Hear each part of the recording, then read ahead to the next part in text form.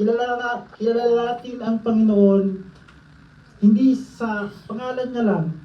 Tayo ay makipagrelasyon sa Kanya at tayo ay maging totoo. Tandaan natin mga kapatid, ang Diyos ay hindi natin maluloko. Nasa sinapupunan pa lang tayo ng ating mga magulang, kilala niya na tayo. Kilala niya tayo higit pa sa pagkakakilala natin sa ating mga sarili.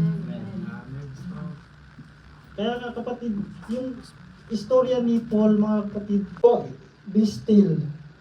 Alam ng Panginoon na napapagod ka na, alam niya na yung bawat ginagawa natin, alam niya din na hindi ka susuko sa mga trials na mayroon tayo ngayon. Alam ng Panginoon kung ano ang nararapat para sa atin. Kaya't laging magtiwala sa Kanya. Nakikita niya mga kapatid, lahat, ano man ang sitwasyon mo sa buhay, meron tayo ngayon. Huwag na huwag tayong bibitiw sa Kanya, pangako niya.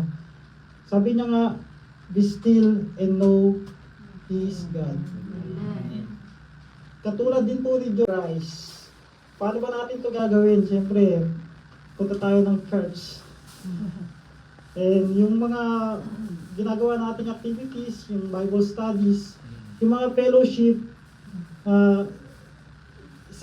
simpleng bagay mga kapatid na makapagpatuloy tayo sa Panginoon na gagawin natin.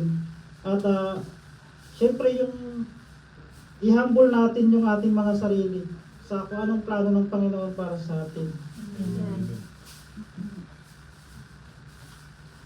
So, for our conclusion mga kapatid, sa pagtatapos,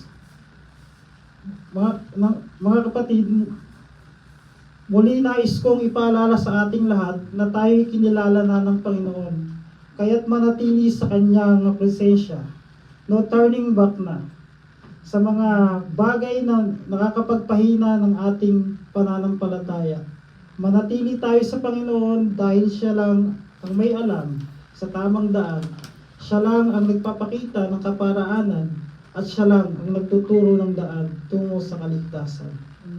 At lagi nating panghawakan ang sinasabi ng Romans at sa mga nangyayari ngayon. If God is for us, who can be against us? Thank you.